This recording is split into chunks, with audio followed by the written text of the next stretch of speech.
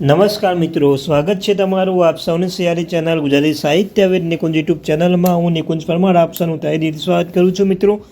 તો આજના વિડીયોમાં વાત કરવાના છે 8મા પે કમિશન બાબત લેટેસ્ટ અપડેટ મળી ગઈ છે. ગુજરાત સરકારમાં 8મો પગાર પંચ ક્યારથી લાગુ કરવામાં આવશે તો તેના વિશે આપણે વિડીયોમાં ચર્ચા કરીશું. વિડીયો શરૂ કરતાં પહેલાં વોટ્સઅપ ચેનલ ટેલિગ્રામ બંને બનાવે છે, લિંક પર ડિસ્ક્રિપ્શન મૂકું છું, અવશ્ય જોઈન થઈ જજો. સાથે સાથે મિત્રો અમને ચેનલ પર મિત્રો સરકારી કર્મચારી, નિવૃત્ત કર્મચારી, પેન્શન બાબતે રોજના રોજ અપડેટ મેળવવા માટે આપની આ ચેનલ યાની ગુજરાતી યુટ્યુબ ચેનલને સબસ્ક્રાઈબ કરવાનું ભૂલશો નહીં. વિડીયોને પણ લાઇક કરવાનું ભૂલશો નહીં. તો ચાલો યુટ્યુબ ફેમિલી મેમ્બર વધારે સમય ન બગાડતા આજના વિડીયોની શરૂઆત કરું છું મિત્રો. તો મિત્રો તમને કહ્યું તેમ 8મો પગાર પંચ બાબત એક મહત્વની અપડેટ મળી છે. તો જો ચાલો જાણવાની વિગતવાર માહિતી. તાજેતરમાં કેન્દ્રીય કેબિનેટ સચિવને એક પત્ર લખીને પગાર અને પેન્શનમાં સુધાર કરવા માટે જાન્યુઆરી 2026 પહેલાં 8મા પગાર પંચની રચના કરવાની માંગ કરી છે. 8મો પગાર પંચ રચના માગણી કરવામાં આવી રહી છે કે national council joint consultative machinery NCGCM એ તાજેતરમાં કેન્દ્રીય કેબિનેટ સચિવને પત્ર લખીને પગાર અને પેન્શનમાં સુધાર કરવા માટે જાન્યુઆરી 2026 પગાર 8મો પગાર પંચની રચના કરવાની માંગ કરી છે.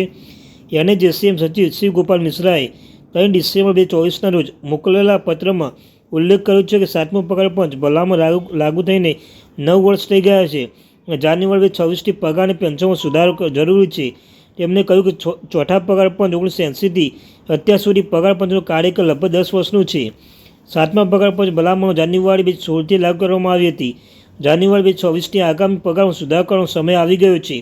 શ્રી ગોપાલ મિશ્રાએ કહ્યું કે ફેબ્રુઆરી 2014માં 7મો પગાર પંચ રચના કરવામાં આવી હતી અને તેને લાગુ કરવા માટે લગભગ 2 વર્ષ સમય લાગ્યો હતો. 8મો પગાર પંચ રચનાનો રિપોર્ટ તૈયાર કરવામાં 2 વર્ષ સમય લાગશે. આ પછી ભલામણ લાગુ કરવામાં તેની 6 મહિના સમય લાગી શકે છે. NCGCM વારંવારની વિનંતી છતાં કેન્દ્રીય નાણામંત્રી તાજેતરમાં જણાવ્યું હતું કે 8મા પગાર પંચ રચના માટે હાલમાં કોઈ દરખાસ્ત કરવામાં આવી નથી કે વિચાર નથી. આનાથી લગભગ 1.2 કરોડ કેન્દ્ર સરકારના કર્મચારીઓ પેન્શનના નિરાશા ફેલાયા છે, જેવા 8મો પગાર પંચ રચનાની રાહ જોઈ રહ્યા છે. NCGCM અગાઉ 3 જૂન 2024ના રોજ આ જ પત્ર લખ્યો હતો, પરંતુ તેમ છતાં કોઈને સકારાત્મક પ્રતિસાદ મળ્યો ન હતો. આ વખતે સંગઠનને વડાપ્રધાન નરેન્દ્ર મોદીએ નાણામંત્રી નિર્મલા સીતારામન આ મુદ્દે તાત્કાલિક પગલાં લેવાની અપીલ કરી છે. નાણાકીય નિષ્ણાતો માને છે કે પગાર પંચની સમયસર રચના માટે કર્મચારી માટે જરૂર નથી, પરંતુ દેશની આર્થિક પ્રવૃત્તિને પણ પ્રોત્સાહન આપે છે.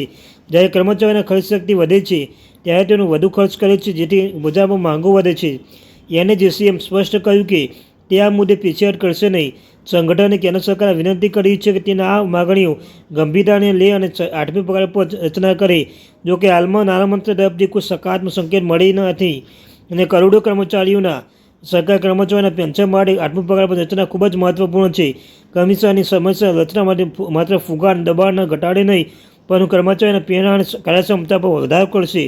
હાલમાં કેન્દ્ર સરકાર અંગે શું કાર્યવાહી કરશે તો જોવું જ જણાશે. તો મિત્રો આ હતી મારી. Thank you very much.